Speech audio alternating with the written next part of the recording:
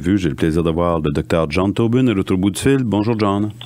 Bonjour, bon matin tout le monde. John Tobin, hier, encore une fois, aucun cas. Je pense qu'on est dans la bonne direction. Il y a peut-être des gens qui sont un peu découragés parce que on a donné le premier ministre qui, hier, a donné encore une fois une période de confinement de 14 jours. Mais je pense qu'on est sur le bon chemin, là. Ben oui, c'est ça. C'est sûr que c'est comme un petit peu tannant de se dire, ben faut continuer puis on n'a pas de cas, mais d'un autre côté, ouvrir trop vite, ouvrir trop grand ouvert, mettons, ça risque de faire une deuxième vague puis qu'on voit du monde malade de nouveau. Ça fait que je pense que la prudence est quand même importante, puis c'est important la manière que le gouvernement va faire ça, en fait compte. Demain matin, je dois me rendre à l'urgence. Est-ce qu'il y a justement là, quelque chose de nouveau qui a été installé pour faire, je sais pas, une présélection, là? Ben, écoute, on pourrait dire depuis le jour 1 du confinement, la façon de venir à l'hôpital a changé un petit brin. Premièrement, on a une entrée unique pour le public, pour les gens qui veulent venir passer des tests, qui veulent venir à l'urgence. C'est qu'on a barré la porte à l'urgence, puis tout le monde entre par l'entrée principale. Puis à l'entrée principale, ben, la première chose qu'on demande de faire, c'est premièrement de se laver les mains. On a le désinfectant, puis tout le monde se lave les mains. Puis après ça, on a une couple de personnes qui sont à l'avant pour accueillir les gens. Puis eux autres, leur tâche, c'est de questionner. Ça fait qu'eux autres, qu'est-ce qu'ils font, c'est qu'ils demandent aux patients, bien au début, c'est sûr, ils demandaient, bien, avez-vous voyagé dernièrement? Sauf que là, on ne demande plus vraiment ça. On demande, bon, si qu'on a de la toux, si qu'on a de la misère à respirer, si qu'on a des symptômes, en fait, de compte. Puis à partir de ce moment-là, bien là, on demande, OK, vous venez pourquoi? Ça fait que, bon, évidemment, il y a des gens qui viennent pour, mettons, de la dialyse, il y a des gens qui viennent passer leur test de sang, puis il y a des gens, ils ne veulent pas, qui viennent à l'urgence. Ça fait qu'on les oriente à la bonne place.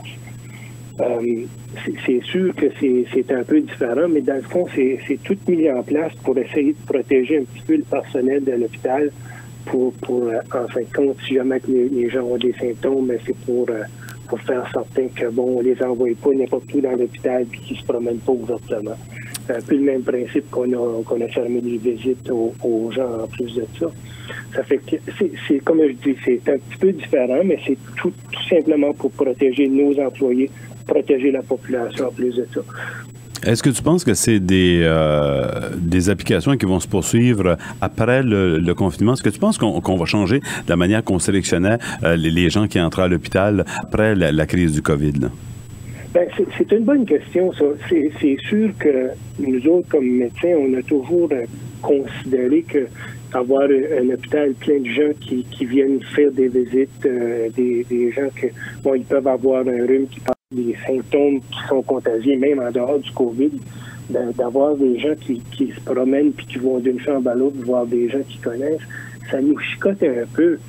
Mais d'un autre côté, ben, c'est comme on a des personnes âgées qui sont hospitalisées puis qui s'ennuient et qui n'ont pas de visite. Ça fait qu'il faut faire une balance entre les deux de ça. Pour te répondre, ces consignes-là vont continuer à en faire après. C'est un peu dur à dire rendu à ce moment-là, mais j'ai comme l'impression qu'il y a peut-être des choses qui vont changer éventuellement. Est-ce que tu sais, John, si on a repris les différentes chirurgies à l'hôpital ou bien c'est arrêté complètement, là?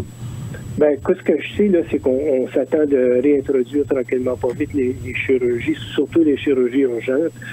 J'ai vu pour un fait que, bon, les chirurgies pour des cancers ont recommencé.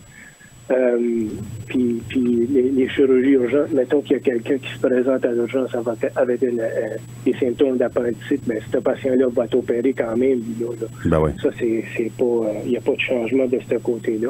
Mais pour les patients qui ont, mettons, nodule au sein ou bien un cancer de poumon, ces gens-là vont être opérés tranquillement pas vite, là, même si c'est déjà commencé ce côté-là. C'est sûr que pour les chirurgies qui sont pas urgentes, mettons qu'il y a un patient qui attend pour se faire opérer une hernie inguinale, ben, il risque d'attendre un petit peu plus longtemps. Là. OK. En terminant, John, quelques conseils avec le week-end qui est à nos portes, là?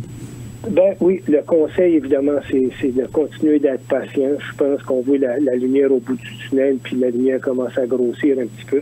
Ça fait qu'il faut continuer notre confinement. Il faut passer une autre fin de semaine à la maison. Il faut essayer de pas s'approcher des gens quand on va à l'épicerie. Si on va à l'épicerie, on y va tout seul, on désigne une personne dans la maison, puis c'est cette personne-là qui y va. Puis moi, je m'apporterai un scarf pour me couvrir le visage si jamais il y a beaucoup de gens puis que les gens ont tendance à se rapprocher. Évidemment, on se lave les mains encore, puis on évite de se toucher le visage. Ça fait que je pense que à date, ça fonctionne bien, puis on va continuer ça. John, on se reparle lundi? Oui, je vais rappeler lundi, puis on va voir comment est-ce que ça a été en fin de semaine. OK. Ça fait que je vais vous souhaiter bonne fin de semaine à tout le monde, puis à toi aussi, bon. Merci beaucoup, John. Au revoir. Merci, à la prochaine. Bye.